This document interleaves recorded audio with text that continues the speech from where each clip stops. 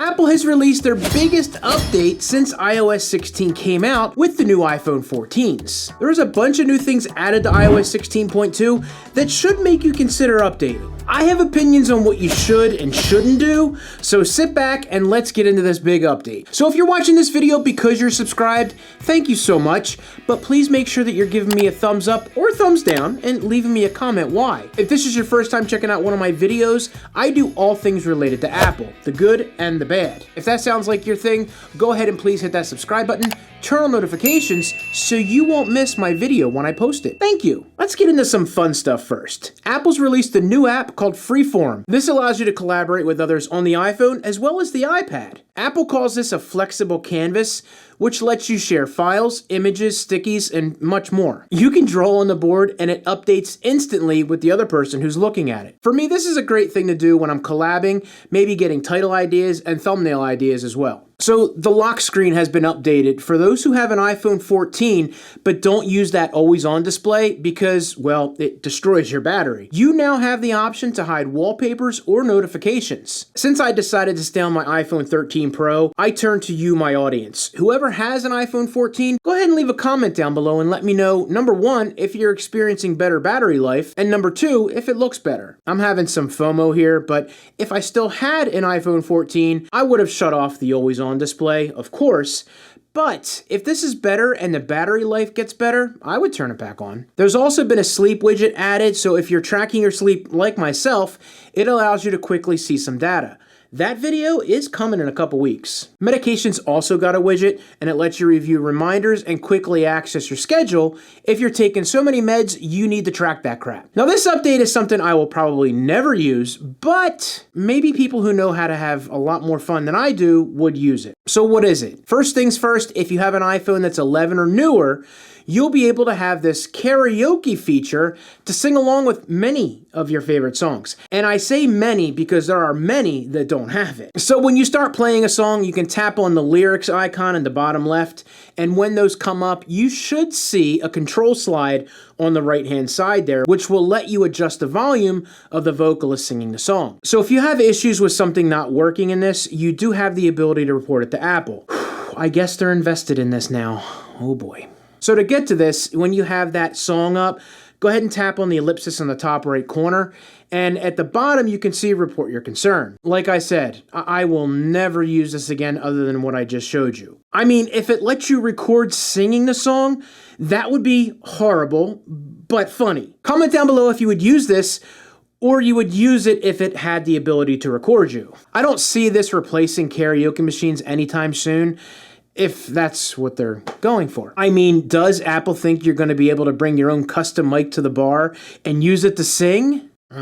Next is, well, another update, and I hope they change this.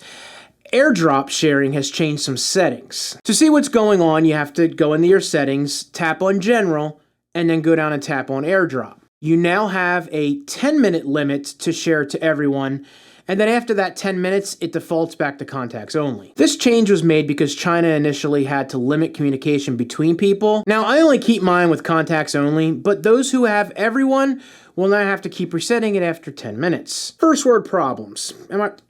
First world problems. I can't say that. Messages also got an update. When you first go into the app, you swipe down to get the search. You can now use prompts to find text, pics, and video in the messages, and it gives you suggestion to find some other stuff as well. I guess this has something to do with the AI, and hopefully it improves over time because I tried it and it was okay. If you're currently using iCloud Plus, then this is for you. iCloud Plus is the basically paying for 50 or more gigs, so you can look that up. It used to be iCloud, now it's iCloud Plus. This doesn't include the free one, of course. This is paid only. When you're using Safari, you might want to visit some sketchy sites. You know what I mean. You have the ability to hide your IP if you go to certain websites. To turn this on, you do need to go into your settings, go at the very top by your name, tap on that, and then go look for your iCloud Plus section. You'll see Private Relay. This will then show the iCloud Private Relay keeps your internet activity private. How many times did I say private in that sentence? I don't know. Now keep in mind, not all websites have this as an option, and the fine print at the bottom of this says without access to your IP address, some websites might require extra steps to sign in, or access content. So with this, when you go onto a website in Safari, go ahead and tap the double A in the search bar to open a menu. If your IP is currently blocked, you will be prompted to show your IP address. Tap on that message and this will appear. Allow, example site, to temporarily see your IP address. Then the message below talks about the site being able to see your IP address, and your network provider will as well. That is until you reload this tab or go to a different site. Once you click continue, the site will refresh, and if you go back into the double A's, you'll see hide my IP to block them again. Now this seems pretty cool. Does it work? I hope so. I guess we'll just have to trust Apple. A nice little update has come to the Notes app. I recently did a video on that, and the one thing I didn't mention was the app's ability to update across all your devices. Well, I noticed with iOS 16 that sometimes it took a while to update from my phone to my iPad or my computer, and it ended up I have to close it down and reopen it and close everything and for it to update, and sometimes it was really frustrating. With the latest 16.2, that now looks to be fixed.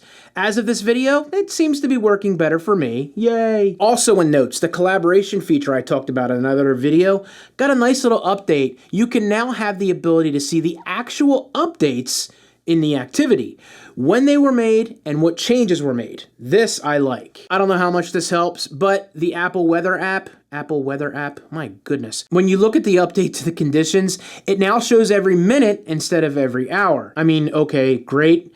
But let's be completely honest here. I mean, you would look at it, it would say it's not raining, and then you look outside the window, and it's pouring. So now I can be super annoyed by the minute instead of the hour. It seems like Apple is already using the Dark Apps UI. By the way, my wife loved that app. I thought it looked cool, but this is one of those features that I didn't think helped on there either. One helpful thing is when you scroll down the main pages, we'll start seeing weather info and news on weather events around the country, and you can click on it and read updates. Now, this sounds extremely helpful if you have some family and friends located in those affected areas. Now, I have a bunch of followers who live in India. Good news for you all, if you have an iPhone that supports 5G, well, it's been turned on, so you can choose to have it turned on all the time or turn on when you're in an area that has 5G. I have certain feelings towards 5G since the town I live in is not the hub of technology. It sucks, and it's one thing I do miss about living in Philly, but I don't miss it that much. Something I want to start using more in 2023 is the Home app. Now, it got a cool update which improves communication between the app and your accessories around your house. Another app that I don't use enough is the Shortcuts app. That got a little update too, and when you're setting up wallpaper shortcut, it gives more options than just set wallpaper like before. Some more options I saw was with the battery shortcut. It now reads get battery status. Now this part's pretty cool. When you tap on it, it brings up a clickable battery level, and now that will bring up more options that you didn't have before. Do you want me to cover these apps and show you how it can work better for you? Go ahead and give this video a thumbs up. The security update for 16.2 is pretty significant and should be something that you consider upgrading to, even if you don't like the other stuff that I'm talking about. Now go to settings, then at the top, tap on your name and then tap on iCloud. Scroll down to Advanced Data Protection, and it describes read phone. I guess I should read the phone, right? Now this basically says that Advanced Data Protection, iCloud encrypts your data to keep it secure. Advanced Data Protection uses end-to-end encryption to ensure that the iCloud data types listed here can only be decrypted on your trusted devices, protecting your information even in the case of a data breach in the cloud. Because Apple will not have the keys required to recover your data, you'll be guided through a verification of your recovery methods in case you ever lose access to your account. So here are the apps that currently have it, and if you do go ahead and turn it on, boom, turning on data protection, and it says, you will be responsible for your data recovery because Apple will not have access to your keys required to recover your data. You will need to set up an alternate recovery method, such as recovery contact or recovery key, in case you ever lose access to your account. And then, boom, you can tap on it to set up account recovery. I'm going to think about this some more and decide if I want to do it. But I might do a video on this alone. We'll see. Now, Apple also announced future features being implemented.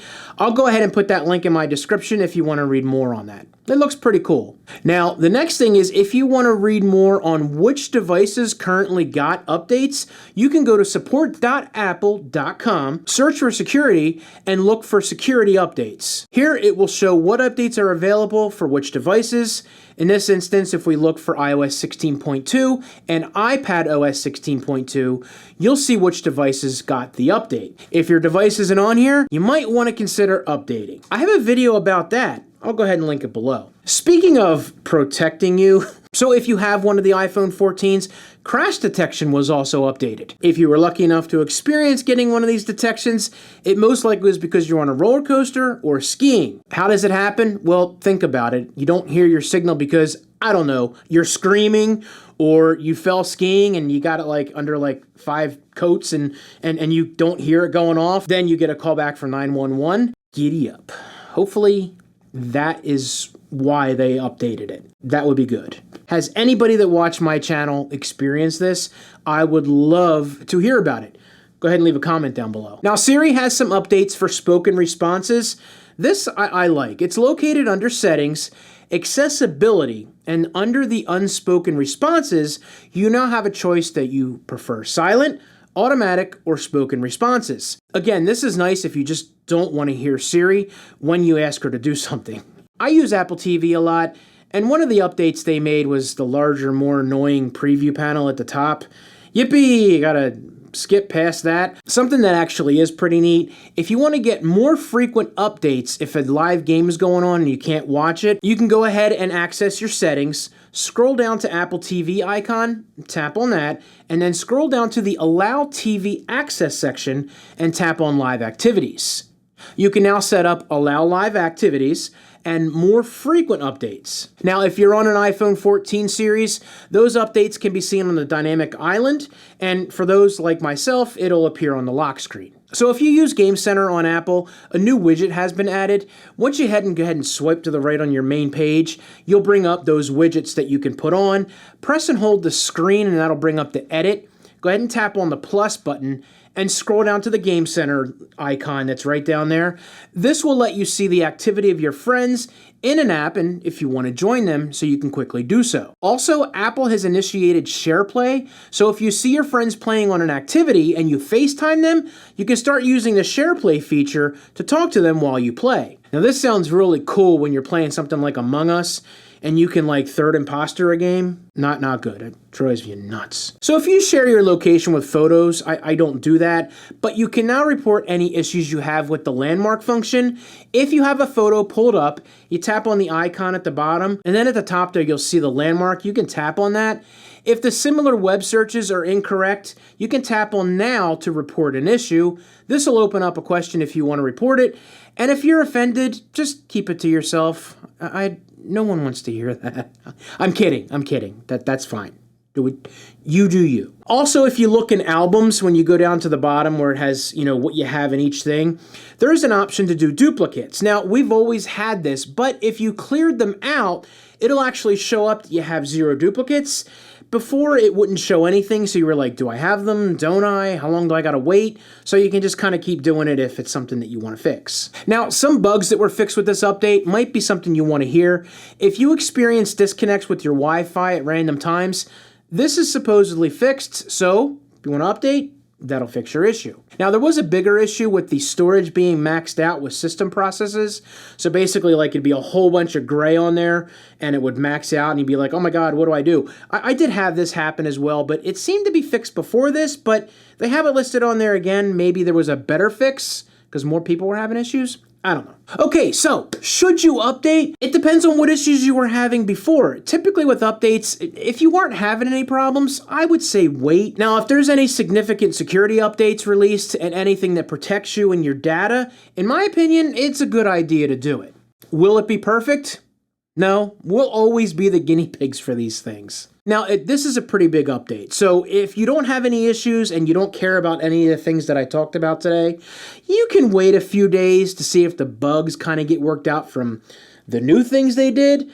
But keep in mind, these are betas that are released well in advance of when it actually goes live, so most of the big issues should be worked out, but again, you can wait a couple days if it doesn't matter. Do I think this is an important update? Yes, I do. The end-to-end data encryption is a big deal for those who are concerned.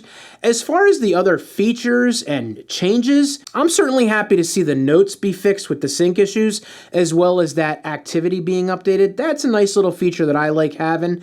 The Freeform app looks absolutely awesome for collabs. I'm going to start using that. The better battery performance is always welcome with the, always on display and stuff like that being fixed. So that's cool. So what are you excited to see? Go ahead and leave a comment down below.